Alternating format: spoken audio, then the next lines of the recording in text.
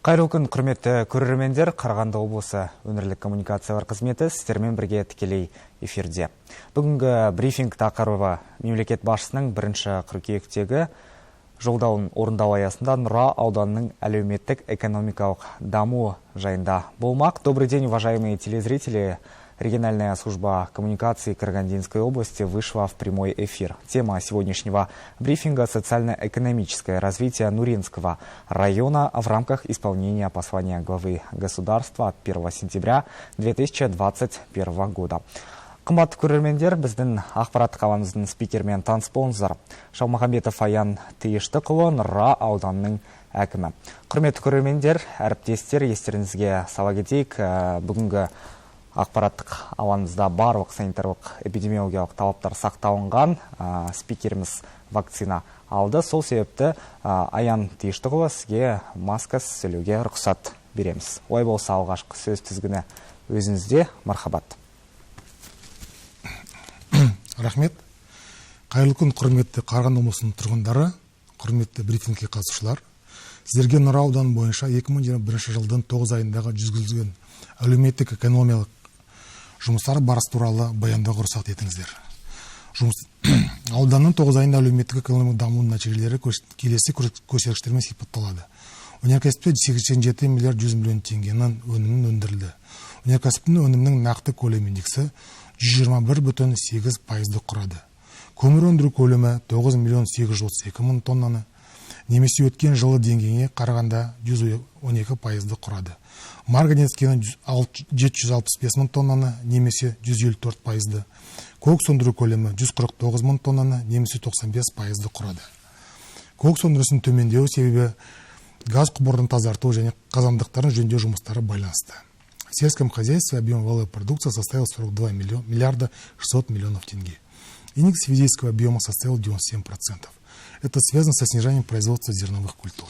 В связи с неблагоприятными природно-климатическими условиями списано 4200 гектаров зерновых. Уборочная площадь составила 270 тысяч гектаров. Собрано 247 тысяч тонн зерна в бункерном месте с урожайностью 9,2 центнеров с гектара. Под урожай 2020 года засыпано 31 тысяч тонн семян. Собрано 28 800 тонн картофеля с урожайностью 240 центнеров с гектара.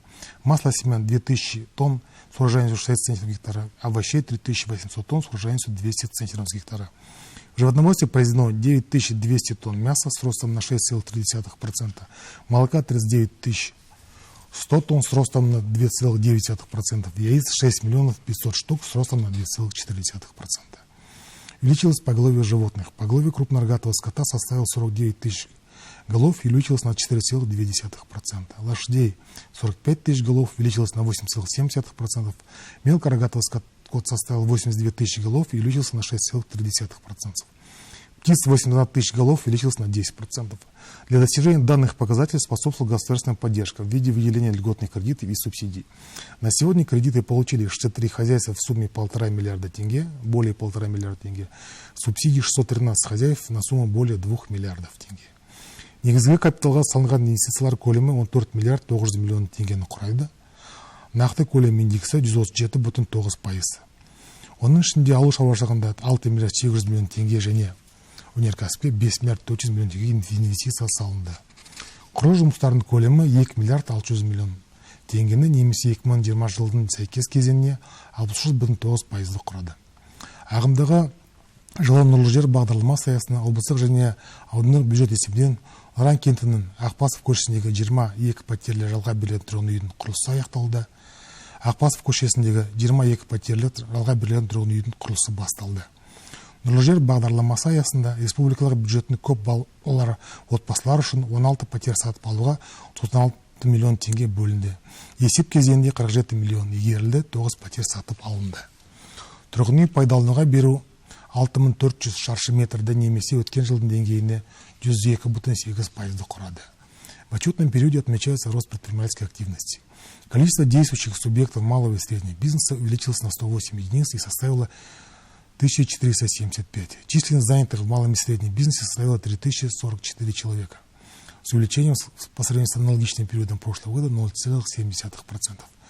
Произведена продукция субъектами малого и среднего предпринимательства на 7 миллиардов 400 миллионов тенге. Объем розничного товарооборота за 9 месяцев 2021 года составил 1 миллиард 700 миллионов тенге, и ФО составил 137,6%.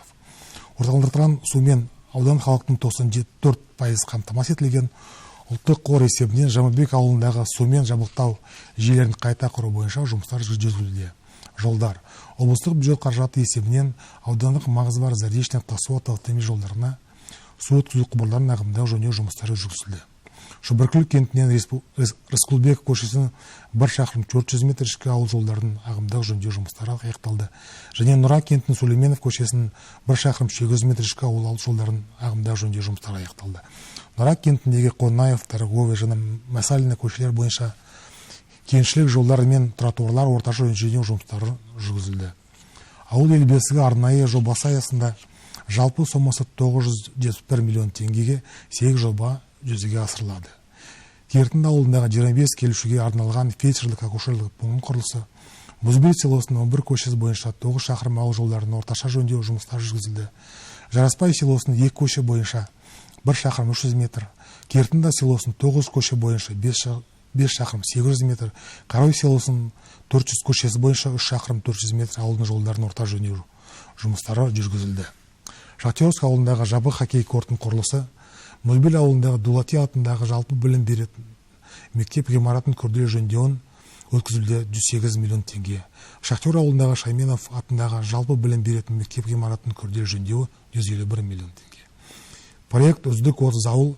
Цель проекта рассказать о лучших аулах районах республики и людях, которые внесли неоценимый вклад в развитие сел. Всего по области в проект вошли 3 села, 2 из которых села нашего района, это Шахтерская и Кайнар, стали победителем данного проекта и вошли в справочник «Үздік 30 ауыл». Инициатором проекта выступило общественное объединение «Тулга Достық», посвященное 30-летию независимости Казахстана. В его рамках был издан справочник с фотографиями и информацией из лучших аулов страны. Дипломмен ауылға жобасы аясында ауылдық елді мекендерге жұмыс істеуге және тұру келген білім беру, денсаулық сақтау, әлеуметтік қамсыздандыру, мәдениет, спорт және агроөнеркәсіптік кешен мамандарына 8 миллион көлемінде 28 мамандарға көтем жәрдем ақылы төленді. 22 маманға 95 миллион теңгеге сомасында бюджеттік несиелер берілді. Жыл ішінде жұмыспен қамту және халықты әлеуметтік қорғау бойынша жұмыстар жүргізілді. Тіркелген жұмыссыздар саны 254 адамды құрады, немесе өткен жылдың деңгейіне 99,2%. 1166 адам жұмыспен қамтылды, немесе 2020 жылдың деңгейіне 106,3%. Қоғамдық жұмыссыздарға 239 адам қатысты, немесе 101,7%. Жаңа форматта атаулы әлеуметтік көмек 165 отбасына жалпы сомасы 40 миллион 602 миллион теңгеге тағайындалды және төленді. Білім беру саласындағы оқу жылы дәстүрлі форматта басталды. Оқыту санитарлық нормаларды сақтай отырып 2 ауысымда жүргізіледі. Ауданның 32 мектебінде 3752 адам оқиды. Бір компьютерге оқушылардың саны 3,5. Қазақстан Республикасында білім беру және ғылым дамудың 2020-2025 жылдарға арналған мемлекеттік бағдарламасының іске асыру шеңберінде мектепте деңгейін тәрбиемен және оқытумен 1 жастан 6 жасқа дейінгі балалар 96,5%, 3 жастан 6 жасқа дейінгі балалар 100% қамтылды. Облыстық бюджет қаражаты есебінен Мыңбаев атындағы орта мектепіне 120 миллион теңгеге күрделі жөндеу жүргізілді. 1-ші, 2-ші, 3-ші, 4-ші сыныптардың 1626 оқушы аз және қамтылған отбасылардың 462 оқушы ыстық тамақтармен қамтамасыз етілді. 486 оқушы мектеп формасымен, аяқ киімдермен және кеңсе тауарларымен қамтамасыз етілді.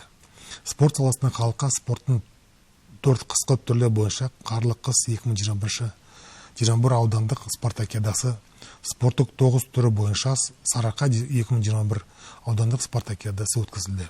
Волейболдан жастар арасында Нұра аудандық 4-ші аудандық чемпионат өткізілді. Әр түрлі спорт түрлері бойынша аудандық онлайн жарыстар өткізілді.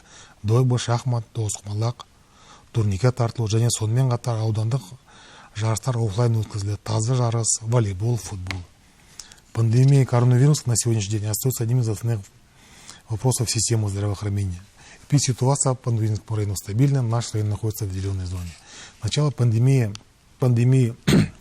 методом ПЦР на определение COVID-19 протестировано 17 400 человек. Из них положительный результат у 1429 человек. В настоящее время 1420 снято с контроля, 9 человек находятся под медицинским наблюдением. Из них один находится на стационарном лечении, под наблюдением на домашнем карантине находится 8 больных. В Центральной районной больнице имеется инфекционное отделение для лечения пациентов с КИВИ. Отделение оснащено всем необходимым оборудованием и лекарственными препаратами. Средств индивидуальной защиты, диез-средств имеется в достаточном количестве. К палате инфекционного отделения подведен медицинский газ. В начало пандемии провакцинировано 10 237 человек. Мәдениет саласына бардық мемлекеттік мерекелерге айтулы күндерге арналған шаралар өткізіледі. Аудан бойынша барлығы 2981 шара өткізілді. Оның ішінде 1911 мәдениет шаралары, 1070 кітапхана шаралары. Жедел жағдай мен төтенше жағдайлардың асқынына жол берілмеді. Атқарушы органдардың ішкі саясат саласындағы жұмысы, ішкі саяси процестері шұғылдандыруға, аудан азаматтардың әлеуметтік әл-ауқатын жақсартуға бағытталады. Ауданның қоғамдық саяси жағдайын жақсарту бойынша саяси партиялармен, діни бірлестіктермен өзара әрекеттесу бойынша жүйелі жұмыстар жүргізілді. Бүгінгі күні біз Нұра ауданы бойынша 2021 жылдың 9 айында атқарылған жұмыстар барысын қорытындыладық. Осы қорытындысы жұмыстардың негізгі әлеуметтік экономикалық дамудың негізгі көрсеткіші болып табылатын. Мемлекеттік бағдарламаның орындалуы, бюджет қаражатын сапалы әрі толық игеру бойынша барлық қажетті шаралар қабылданады. Назар аударғандарыңызға рахмет. Сұрақтарыңыз болса қойыңыздар, жауап беремін. Спасибо за предоставленную информацию. Отметим, информацией поделился Аким Нуринского района. Құрметті көрермендер, ендігі тарапта біз баяндама бөлімін тәмамдап, сауал-жауап сессиясына ауысамыз. Дәл қазір сіздер 41-11-30 шетел желісіне хабарласып, біздің спикерімізге өздеріңіздің сауалдарыңызды жолдасаңыздар болады.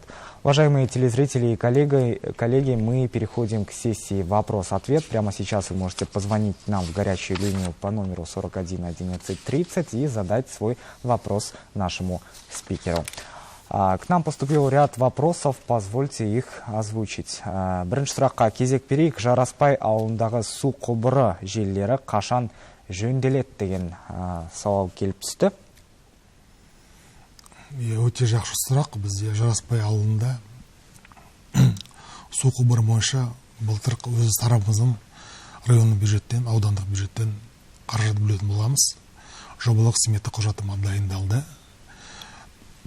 Мемлекеттік сарама 10 нәтижесін алдық. Жобаның құны 431 миллион теңге. Біз бюджеттік өтінішті энергетика және ЖКХ басқарамасына жолдадық. Қазіргі уақытта біздің жаңағы өтіміз қаралып жатыр. Ендігі қаражат бөлінетін болса, ендігі жылда осы су құбырын жасаймыз деп ойлаймыз. Жауабыңызға рахмет. Келесі сұраққа кезек берейік. Жараспай Қуан өтпес автомобиль жолы қашан жөнделеді деген сұрақ келіп түсті. Бізде Нұра ауданы бойынша аудандық маңызы бар жолдардың ұзындығы 478 шақырым. Оның ішінде осы жыл Жараспай мен Қуан өтпес ауылындағы 28 шақырым. Биыл біз өз тарапымыздан 9 миллион 800 мың теңге қаражат бөлдік. Жобалық сметалық құжаттама дайындалып жатыр. Содан кейін мемлекеттік сараптаманы алатын боламыз. Осы жылдың аяғына дейін бүкіл осы сараптама, жобалық сметалық құжаттама дайын болады деп ойлаймыз. Ендігі жылда біз облысқа осы бюджеттік өтінімізді жолдайтын боламыз. Спасибо. Переходим к следующему вопросу. Будут ли приобретаться квартиры для социально уязвимых слоев населения района в следующем году? На сегодняшний день у нас очередь по социально уязвимому населению. И вообще в целом очередь составляет по Нуринскому району 452 человека. Из них многодетных матерей составляет 42 человека. По поселку Нура 28. Дети-сироты, из них 69 человек. В этом году мы заканчиваем строительство 40 квартир, это 20 домов. И в этом конце года, после того, как подрядчик нам эти квартиры сдаст, и мы их примем, будут предоставлены социальным уязвимым слоям населения. Кроме того, в прошлом году нам было выделено денежные средства на покупку 20 квартир. Мы 20 квартир купили и раздали. В этом году 96 миллионов нам было предоставлено. На сегодняшний день мы 47 миллионов освоили, купили 9 квартир. Осталось еще 6. На сегодняшний день проводятся конкурсные процедуры. До конца года еще 6 квартир будут предоставлены. Спасибо. Келесі сұрақ, Нұра Нұр-Сұлтан автомобиль жолы қашан жөнделеді? Нұра Нұр-Сұлтан арасындағы жол ұзындығы 137 шақырым. Қазіргі таңда Нұра ауданынан Алғабас ауылына дейін 59 шақырымға Қазавтожол деген компания осы жұмыстарды жүргізіп жатыр. Қазіргі уақытта ашық конкурс жарияланған. Мердігер анықталғаннан болғаннан кейін енді жылдан бастап осы 59 шақырым орташа жөндеумен жөнделетін болады. Спасибо. Это был последний вопрос, который поступил на нашу информационную площадку. Благодарим вас, Аян Тыштыкович, за то, что вы уделили свое время и поделились актуальной информацией по социально-экономическому развитию Нуринского района. Көп рахмет, құрметті көрермендер. Осымен біз сіздермен бірге келесі брифингке дейін қоштасамыз. Ресми ақпарат көздеріне сенуді сұраймыз. Амандықта жүздескенше.